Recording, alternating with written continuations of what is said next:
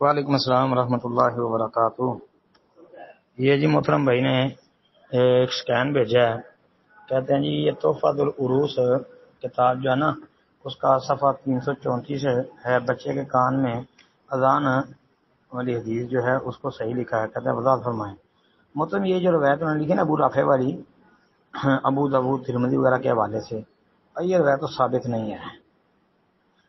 یہ کتاب والے نے غلطی کی ہے جو اس کو صحیح لکھا ہے، صحیح تو ہے ہی نہیں، یہ تو روایت ضعیف ہے۔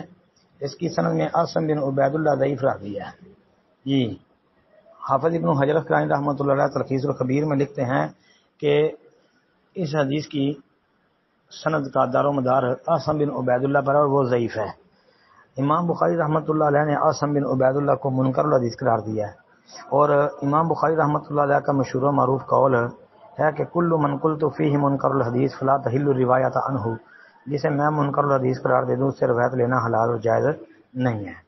تو یہ روایت تو بھائی ثابت نہیں ہے۔ شیخ البانی رحمۃ اللہ علیہ اس روایت کو حسن کہا، پھر انہوں نے رجوع کر لیا تھا، مشکات کی تعلیق ثانی دیکھیں جی۔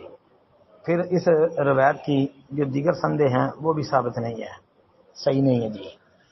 یہ بچے کے کان میں اذان دینے والی یہ روایت ہے، یہ ضعیف ہے، اور بچے کے کان میں اذان، دائیں کان میں اذان اور بائیں کان میں اقامت، مطلب اذان اور اقامت والی روایت بالاتفاق موضوع ہے۔ اس پر میرا تحقیقی جواب تفصیلی وہ پہلے سے بھی موجود ہے۔ السلام علیکم ورحمۃ اللہ۔ وعلیکم السلام ورحمۃ اللہ وبرکاتہ۔ محترم بھائی، نظر کا دم، جس کو نظر لگی ہے اس کو ان لفظوں کے ساتھ یہ نا، اعوذ بکلمات اللہ التامہ من کل شیطان وہامہ ومن کل عین لامہ، یہ آپ کو دعاؤں والی کتاب حصن المسلم سے مل جائیں گے، یہ صحیح بخاری کے اندر ہیں، اور صحیح بخاری میں یہ صراحت ہے کہ جناب محمد رسول اللہ صلی اللہ علیہ وسلم حسن و حسین رضی اللہ تعالیٰ عنہما کو ان لفظوں کے ساتھ دم کیا کرتے تھے جی۔ اسی طرح حضرت ابراہیم خلیل اللہ علیہ الصلوۃ والسلام، وہ اسماعیل علیہ الصلوۃ والسلام اور اسحاق علیہ الصلوۃ والسلام کو ان لفظوں کے ساتھ دم کیا کرتے تھے۔ تو یہ دم اچھا ہے جب نظر لگ جائے کسی کو۔